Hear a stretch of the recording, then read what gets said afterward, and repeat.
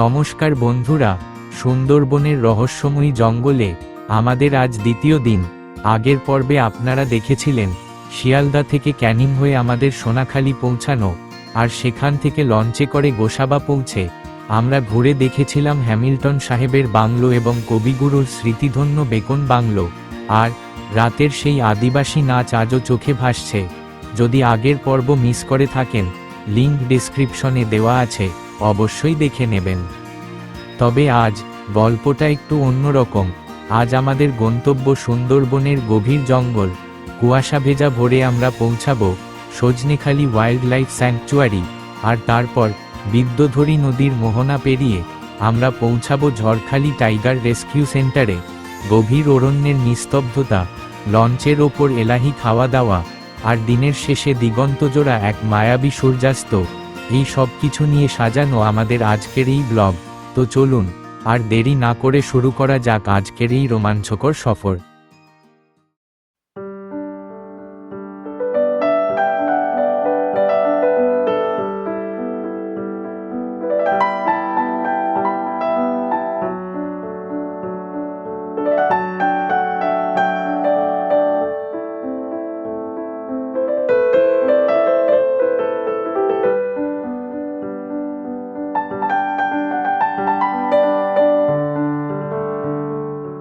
পাখিরালয়ের এই সকালটা যেন এক অন্যরকম শান্তিতে মোড়া। ডিসেম্বরের ভোরে হালকা কুয়াশার চাদর আর হিমেল হাওয়া এক অসাধারণ অনুভূতি নিয়ে আসে। ঘড়িতে এখন ঠিক সকাল 6টা। ঘুম ভাঙতেই আমরা বেরিয়ে পড়লাম এই শান্ত গ্রামটাকে একটু হেঁটে দেখার জন্য। চারপাশের ছোট ছোট দোকানগুলো এখনো খোলেনি। ধীরে ধীরে দিনের আলো ফুটছে, আর প্রকৃতির কোলে জেগে উঠছে পাখিরালয়। আমাদের হোটেলের পাশ দিয়ে একটু এগোতেই চোখে পড়ল এক সত্যিকারের গ্রাম বাংলার ছবি।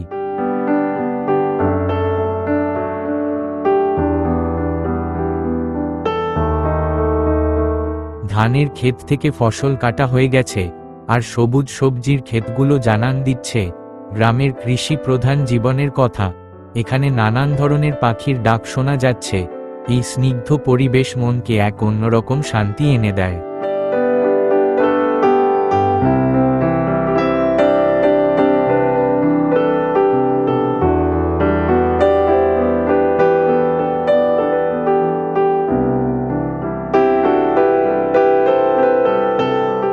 পাখিরালয়ে আমাদের হোটেল ছাড়াও আরও বেশ কিছু সুন্দর সুন্দর রিসোর্ট আর হোটেল গড়ে উঠেছে।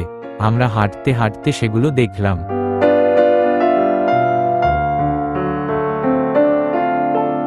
ঠান্ডা হাওয়ায় এতক্ষণ হাঁটার পর এক কাপ গরম চায়ের খুব প্রয়োজন ছিল, তাই চলে এলাম একটা ছোট্ট চায়ের দোকানে। এই কনকনে ঠান্ডায় মাটির ভারে গরম চায়ে চুমুক না দিলে সকালটা ঠিক জমে না।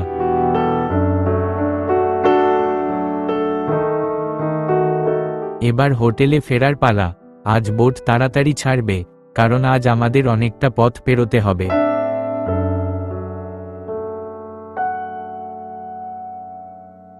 দ্রুত ফ্রেশ হয়ে আমরা পৌঁছে গেলাম পাখিরালয় লঞ্চ ঘাটে। সামনেই দত্ত নদী।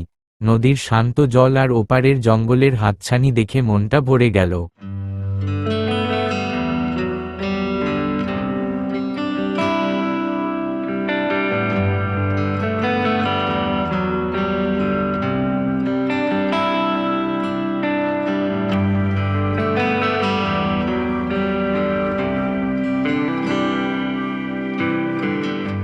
বোট চলে এসেছে। আমাদের গন্তব্য Sajnekhali wild life sanctuary.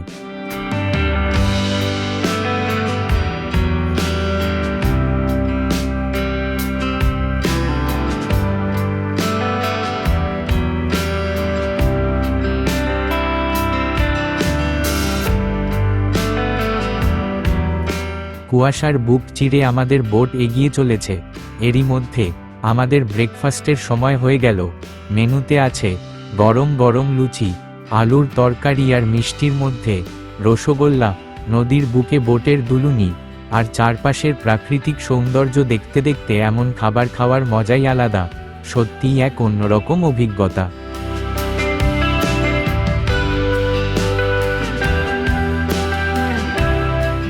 Breakfast শেষ হতেই আমরা আমাদের গন্তব্যের কাছাকাছি চলে এলাম। পাখিরালয় থেকে সজনেখালি খুব বেশি দূরে নয়।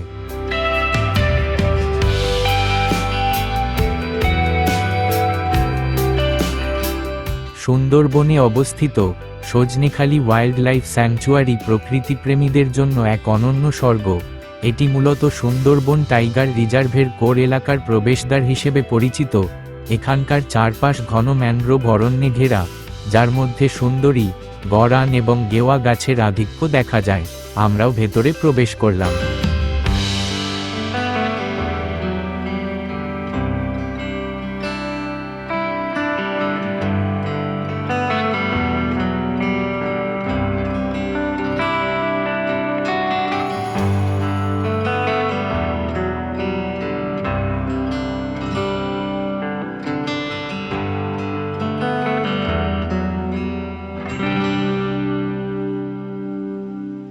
সজনেখালি আরও একটি জিনিসের জন্য বিখ্যাত, সেটি হলো এখানকার নোনা জলের কুমির এবং অতি বিরল প্রজাতির বাটাগুড় বাসকা কচ্ছপের প্রজনন ও সংরক্ষণ কেন্দ্র। একসময় পশ্চিমবঙ্গ, ওড়িশা এবং দক্ষিণ পূর্ব এশিয়ার নদীগুলোতে এদের প্রচুর দেখা যেত, কিন্তু অতিরিক্ত শিকার এবং বাসস্থানের সমস্যার কারণে এরা প্রায় বিলুপ্তির পথে চলে গিয়েছিল। সজনেখালি ভ্রমণে এলে পর্যটকরা এই বিশেষ সংরক্ষণ কেন্দ্রটি দেখার সুযোগ পান, যেখানে বিশাল আকৃতির এই কচ্ছপগুলোকে কাছ থেকে দেখা যায়। আমরাও মুগ্ধ হয়ে এদের দেখলাম।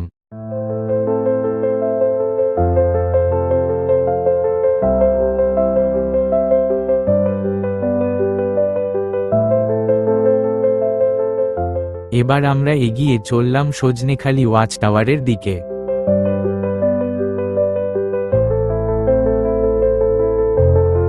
ওয়াচ টাওয়ার থেকে বনের অনেকটা অংশ পাখির চোখে দেখা যায়। বন্য প্রাণীরা যখন মিষ্টি জলের পুকুরে জল খেতে আসে, তখন এখান থেকে তাদের স্পষ্টভাবে দেখতে পাওয়ার একটা সম্ভাবনা থাকে। যদিও বাঘের দেখা পাওয়া ভাগ্যের ব্যাপার, তবে এটি বাঘের অন্যতম প্রধান বিচরণ ক্ষেত্র। এছাড়াও এখান থেকে প্রচুর পরিমাণে হরিণ, বুনো শুয়োর এবং মনিটর লিজার্ডও দেখা যায়। আমাদের ভাগ্য অতটা ভালো না হলেও বনের এই অপার সৌন্দর্য মন ভরিয়ে দিল।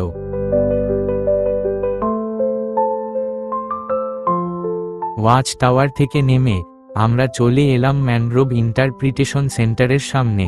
সুন্দরবনের বাস্তুসংস্থান, এখানকার মানুষের জীবনযাত্রা এবং ম্যানগ্রোভ অরণ্য সম্পর্কে বিস্তারিত তথ্য এই জাদুঘরে সংরক্ষিত আছে, কিন্তু মেরামতির কাজ চলছে বলে এখন এটি বন্ধ রয়েছে, তাই আমাদের দেখা হলো না।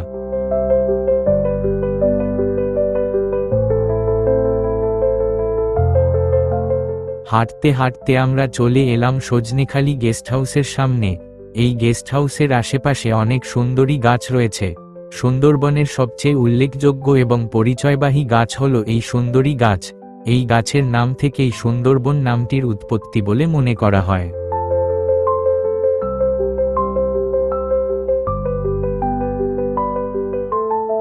এখানকার কাদামাটিতে অক্সিজেনের অভাব থাকে, তাই এই গাছের গোড়া থেকে অসংখ্য ছোট ছোট ছুঁচলো মূল মাটির ওপরে উঠে আসে, যা দিয়ে গাছ বাতাস থেকে অক্সিজেন গ্রহণ করে।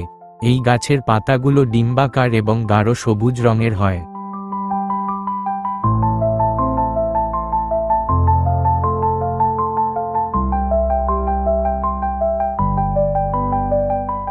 এবার সজনেখালিকে বিদায় জানানোর পালা। আমাদের লঞ্চ এসে গেল, আর আমরাও তাতে চড়ে রওনা দিলাম পরের গন্তব্যের দিকে।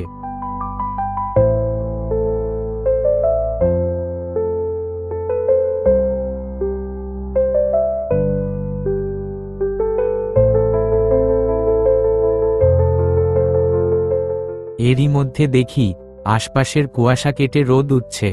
দূরে যে সমস্ত দ্বীপগুলো কুয়াশার কারণে দেখা যাচ্ছিল না, সেগুলো এখন স্পষ্ট দেখা যাচ্ছে, আর তার সাথেই নদীর পাড়ের গভীর জঙ্গল যেন সূর্যের আলোয় আরও উজ্জ্বল দেখাচ্ছে।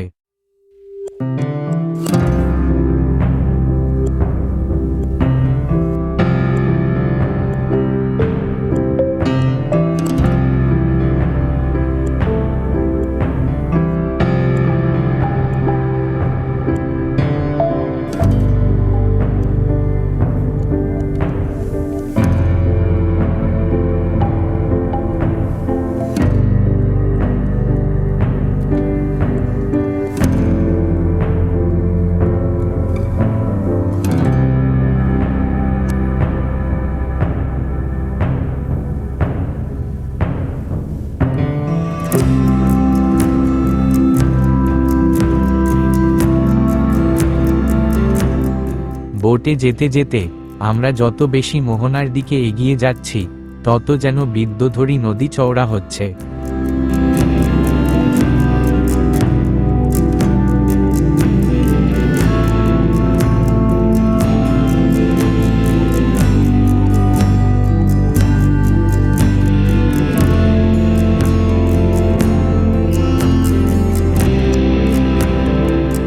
এরপর আমরা চলে এলাম মোহনার সামনে, যেখানে বিদ্যুধরী নদী সমুদ্রের সাথে মিশেছে। যেদিকে চোখ যায় সেদিকেই শুধু জল আর জল, সূর্যের আলো জলে চিকচিক করছে। বোট থেকে মোহনার এই দৃশ্য এক কথায় অসাধারণ। মনে হয় যেন প্রকৃতির এক বিশাল ক্যানভাস আমাদের চোখের সামনে উন্মোচিত।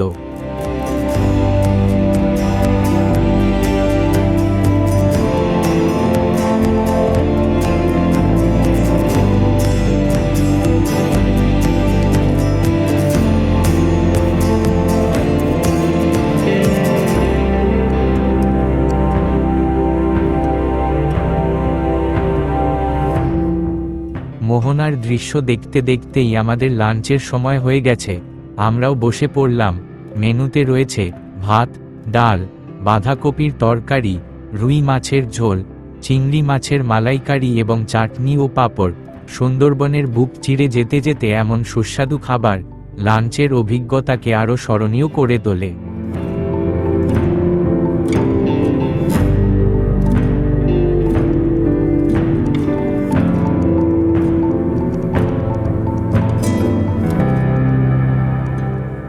ইতিমধ্যেই দেখলাম ঝড়খালি দ্বীপ দূর থেকে দেখা যাচ্ছে। সজনেখালি থেকে ঝড়খালি বেশ খানিকটা দূরে। আমাদের প্রায় 2.5 ঘন্টা সময় লাগলো এখানে পৌঁছতে। অনেক বোট এসেছে পর্যটক নিয়ে। আমরাও আমাদের বোট থেকে নেমে হাঁটতে লাগলাম ঝড়খালি টাইগার রেস্কিউ সেন্টারের দিকে। ঝড়খালি বর্তমানে পর্যটকদের কাছে অত্যন্ত জনপ্রিয় একটি নাম। দক্ষিণ 24 পরগনা জেলার বাসন্তী ব্লকে অবস্থিত এই জায়গাটি প্রকৃতি প্রেমীদের জন্য এক স্বর্গরাজ্য। ঝড়খালি টাইগার রেস্কিউ সেন্টারে ঢুকতে মাথা পিছু 30 টাকা দিয়ে টিকিট কাটতে হবে। আমরাও টিকিট কেটে ঢুকে পড়লাম।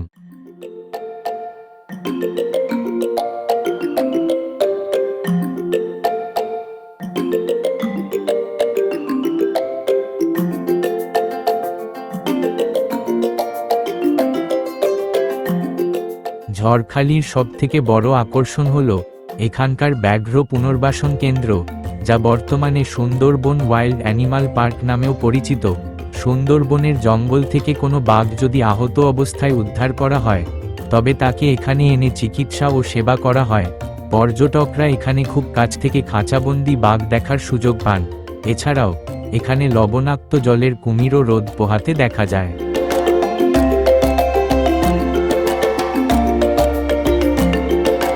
আমরা চলে এলাম পাখির খাঁচার সামনে।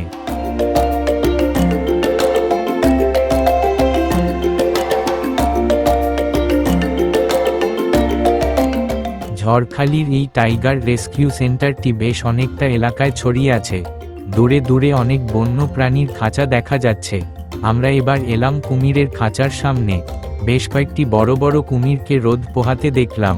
তাদের বিশাল আকার আর স্থির ভঙ্গিমা বেশ আকর্ষণীয়।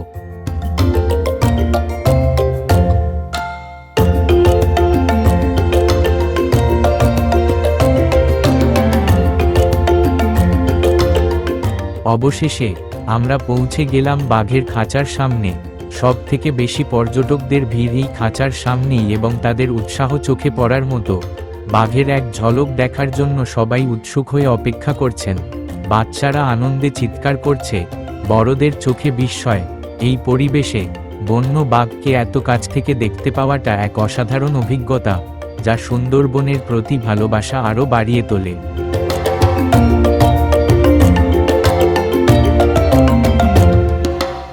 এবার আমাদের ফেরার সময় আমরা চলে এলাম ঝড়খালি ঘাটে।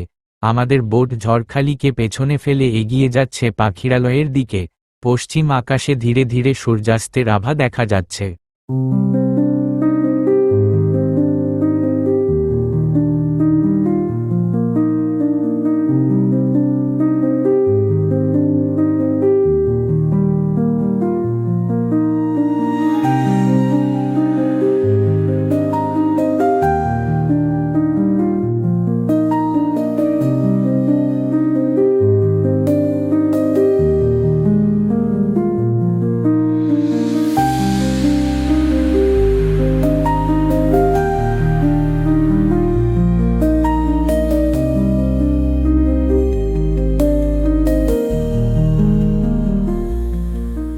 আমাদের পাখিরালয়ে পৌঁছতে পৌঁছতে অন্ধকার হয়ে গেল। রাতে সুন্দরবনের রূপ একদম অন্যরকম। চারিদিকে ঘন অন্ধকার, মাঝে মাঝে কিছু বোটের আলো দেখা যাচ্ছে, যা আধারে জোনাকির মতো জ্বলছে। এক অদ্ভুত নিস্তব্ধতা চারিদিকে।